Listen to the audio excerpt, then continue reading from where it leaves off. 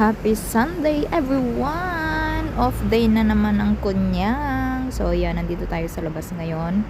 Maaraw siya pero napakalamig guys. 12 degrees lang siya dito sa Hong Kong ngayon. So ayan, balot na balot si Inday.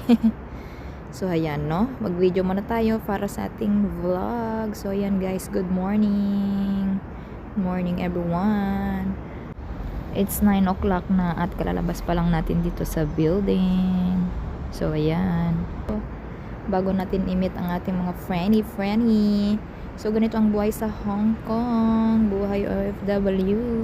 Hindi sa lahat ng oras kasama mo mga kaibigan mo, minsan matututo ka talagang mag-isa. Hindi talaga biro ang maging OFW. So ayan, para lang talaga to sa mga matatapang at matitibay ang loob. So, ayan. Kape-kape muna tayo dito guys kasi mahangin at malamig. So, ayan. Kape para hindi tayo lamigin. So, wala man akong ibang gagawin ngayon guys kundi maglakad-lakad lang. Pupuntahan ko yung mga kaibigan ko sa park na naghihintay sa akin. So, ayan. Tara na. Dito pala tayo ngayon guys sa Chun Wan Park. Chun Wan West. So, ayan. Makikita nyo dito yung mga OFW yan. Ganyan lang kami dito guys. Naglalatag-latag lang kung saan-saan. Yan, para makapagpahinga. Isang araw na pahinga.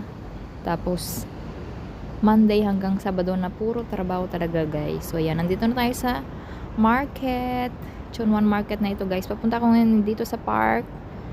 Sa mga kaibigan ko. So, ayan. Dito lang magtatambay maghapon guys. Ayan lang. Tipid-tipid muna tayo. So, ayan ang mga kaibigan ko.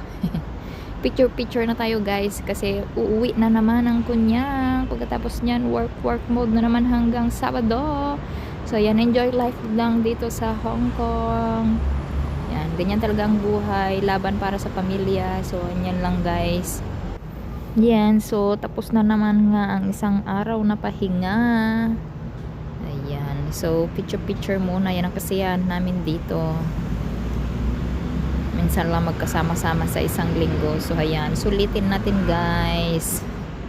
So ito pala dito yung view sa gabi. Oh, yan, pauwi na tayo guys. Oh, ang ganda 'di ba? Para sa mga lovers, ganda maglakad dito. So yun lang guys, see you again next time. Bye-bye. Thank you so much for watching.